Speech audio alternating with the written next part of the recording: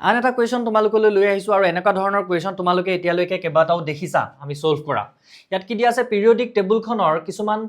পিৰিয়ডৰ নাম দিয়া আছে পৰ্যায়ৰ নাম দিয়া আছে আৰু গ্ৰুপৰ নাম দিয়া আছে আৰু সেই তাত কি হৈছে কিছুমান এলিমেন্টৰ সিম্বল কিছুমান বেলেগ সিম্বল দি থোৱা আছে আমি জানো যে এ বি সি ডি বুলিতো আমাৰ একো এলিমেন্ট নাই ইয়াত কিছুমান সিম্বল দি থোৱা আছে হ'ব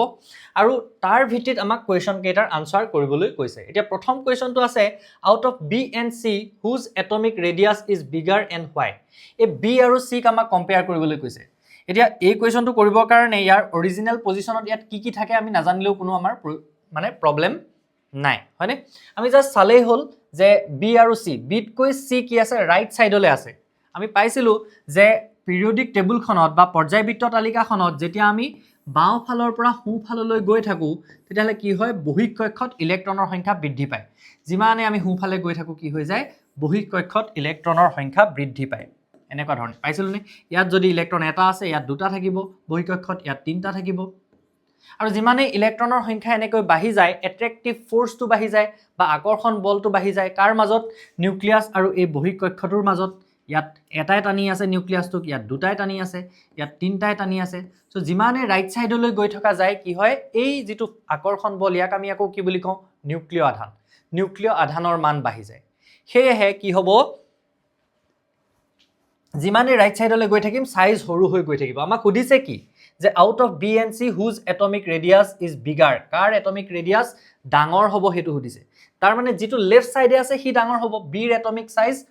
ডাঙৰ হ'ব বা বিৰ এটমিক ৰেডিয়াছ ডাঙৰ হ'ব হয়নে প্ৰশ্নটোৰ উত্তৰটো ধুনীয়াকৈ লিখিব পাৰিবানে যে বিৰ এটমিক ৰেডিয়াছ বিৰ পাৰমাণবিক ব্যাসাৰ্ধ বেছি হ'ব কিয় কাৰণ পৰ্যায়বৃত্ত তালিকাত বাও ফালৰ পৰা সোঁ ফাললৈ পৰমাণু বিলাকৰ আকাৰ হ্ৰাস পায় হয়নে কিয় হ্ৰাস পায় হেতু যদি লিখো বুলি ভাবা যে বাও ফালৰ পৰা সোঁ ফাললৈ তাত বহিক কক্ষত কি হয় ইলেক্ট্ৰনৰ সংখ্যা বৃদ্ধি পায় আৰু বহিক কক্ষত ইলেক্ট্ৰনৰ সংখ্যা বৃদ্ধি পোৱাৰ লগে লগে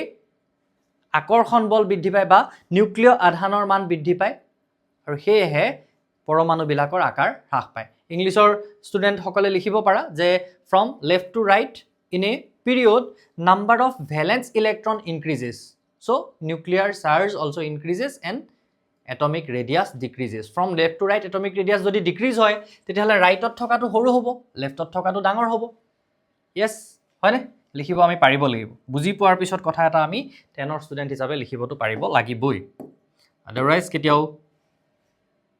একদম হাইফাই হ'ব নোৱাৰে পৰীক্ষা গম পাইছনে next write the common name for the family to which the element D and F belong এই D আৰু F যেটো ফ্যামিলিত আছে তাৰ নামটো কি হয় হদিছে D আৰু F কোত আছে চোৱাচোন 18 নম্বৰ গ্ৰুপত আৰু 18 নম্বৰ গ্ৰুপত থকাখিনিক আমি কি বুলি কওঁ সম্ভ্ৰান্ত গ্যাস নোবল গ্যাস হয়নে কিয় নোবল গ্যাস বুলি কওঁ কিয় সম্ভ্ৰান্ত গ্যাস বুলি কওঁ because their valence cell are already complete হয়নে হেতৰ ভ্যালেন্স সেল বিলাক কি হয় সম্পূৰ্ণ হৈ থাকে হেতৰ বহিক কক্ষ ইলেক্ট্ৰনেৰে সম্পূৰ্ণ হৈ থাকে হেহে ইলেক্ট্ৰন আদান প্ৰদান কৰাৰ হিহঁতৰ টেন্ডেন্সি নাথাকে বা প্ৰৱণতা নাথাকে হেহে হেতক আমি কি বুলি কওঁ সম্ভ্ৰান্ত গ্যাস বুলি কওঁ